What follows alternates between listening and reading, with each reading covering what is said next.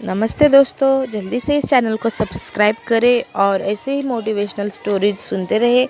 सालों पहले एक नगर का राजा अपने राज्य में रात को अपना रूप बदलकर घूमता था। वो रूप बदलने के बाद लोगों से मिलकर अपने यानी राजा के बारे में जानने की कोशिश करता और उनकी समस्याओं को समझता था।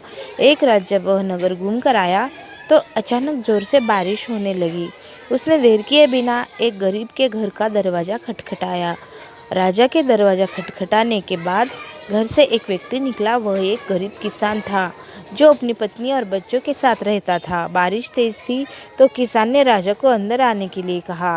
राजा ने घर में जाने के बाद पूछा, क्या आप मुझे कुछ खिला सकते हैं?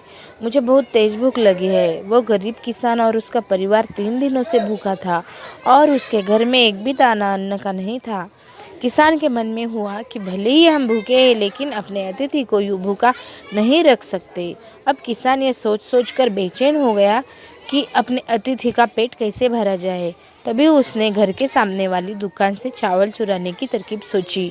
उसने सिर्फ अतिथि के लिए ही 2 मुट्ठी चावल लिया और उसे पकाकर राजा को खिला दिया। तब तक बारिश रुक गई थी और राजा अपने घर चला गया। दूसरे दिन दुकान का मालिक अनाज की चोरी की शिकायत लेकर राजा के पास पहुंचा। राजा ने दुकान के मालिक और उस गरीब किसान को अपनी सभा में प्रस्तुत होने का आदेश दिया। सबसे पहले सभा में पहुंचे किसान ने राजा के सामने जाकर अपनी चोरी का इल्ज़ाम कबूल कर लिया और बीती हुई रात की बात राजा को बता दी। किसान राजा से कहता है कि मैंने चोरी की लेकिन मेरे परिवार ने उस अनाज का एक निवाला भी नहीं खाया। गरीब किसान की बातें सुनकर राजा बहुत दुखी हुआ और उसने किसान को बताया कि अतिथि के रूप में मैं स्वयं तुम्हारे घर आया था। इसके बाद राजा ने सभा में पहुंचे दुकानदार से पूछा कि क्या आपने अपने पड़ोसी को चोरी करते हुए देखा था? दुकानदार ने जवाब दिया कि हाँ, मैंने इसे रात में चोरी करते हुए देखा था।